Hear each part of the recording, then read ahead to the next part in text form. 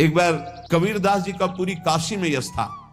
भजन करने वाले महापुरुषों का यश बढ़ता है जब, तो जो भजनहीन होते हैं उनके हृदय में जलन पैदा हो जाती है और वो उनको विविध प्रकार से फंसाना चाहते हैं, उनको कष्ट देना चाहते हैं। तो कबीरदास जी के यश को धूमिल करने के लिए कुछ ब्राह्मणों ने एक रचना रची, मुड़ मुड़ा के कबीरदास जी के शिष्य बन करके पूरी काशी के सब आश्रमों में निमंत्रण दे आए। कल भंडारा है, संत सेवा है, सबने स्वीकार किया।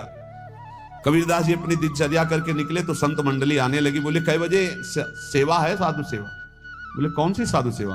बोले कल आपके शिष्यजन निमंत्रण दे के आए, पूरी काशी के सब संत आ रहे हैं। कबीरदास जी ने कहा यार तो एक की भी व्यवस्था नहीं, पूरी काशी के संत आ रहे हैं।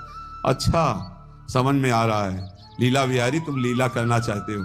गए अपना निकल गए गंगा किनारे, एक झाऊ के नीचे बैठकर अपना भजन ध्यान में मगन है।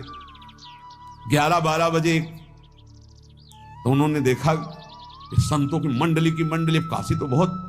कबीरदास जी ने देखा कि आश्रम की, तो बोले पता नहीं क्या होगा, चलो चलते हैं। तो ऐसे गमछा के वस्त्र करके ऐसे डालकर मुंह ढक करके वहां बड़ी बड़ी पंगत लगी थी। कबीरदास जी सबको पाओ जी पाओ।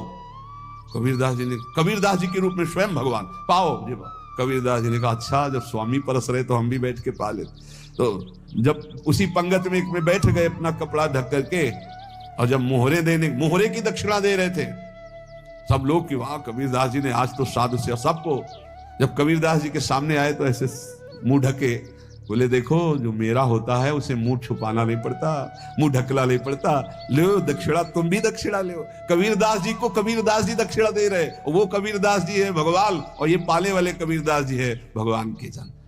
कभी भगवान अपने अरे जमाने जोर लगा ले, कितना जोर लगाएगा, भक्त और भगवान का झंडा कभी न झुकने पाएगा। बिल्कुल चिंता शोक भय उद्वेग रहित जीवन भगवद आश्रित